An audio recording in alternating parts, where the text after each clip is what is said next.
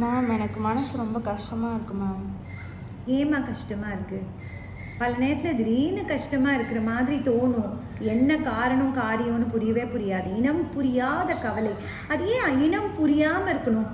அதை புரிகிற மாதிரி நம்ம மைண்டுக்கு ஒரு அனாலிசிஸ் பண்ணலாம்ல. 2 விதத்தில் மனசு கஷ்டப்படும். ஒன்று மற்றவங்களோட ஆட்டிடியூடு, இன்னொன்று மற்றவங்க ஆட்டிடியூடை நம்ம எப்படி பார்க்குறோம் அப்படிங்கிற நம்மளோட ஆட்டிடியூட். மற்றவங்களோட ஆட்டிடியூட் சரியாக இருக்கோ தப்பாக இருக்கோ அதை நம்ம எப்படி ரிஃப்ளெக்ட் பண்ணுறோம், எப்படி அப்சர்வ் பண்ணுறோம், எப்படி அண்டர்ஸ்டாண்ட் பண்ணுறோம் அப்படிங்கிறது தான் நம்மளை பாதிக்குமே தவிர மற்றவங்களுடைய ஆட்டிடியூடோ சூழ்நிலையோ நம்மளை டைரெக்டாக பாதிக்கவே பாதிக்காது. ரோட்டில் எவ்வளவோ அசிங்கம் இருக்குது, அது நம்மளை பாதிக்கணும்னு அவசியம் இல்லையே. நம்ம செருப்பில் எதை ஒட்டிட்டு வீட்டுக்கு வரோமோ அதுதான் நம்மளை பாதிக்கும்.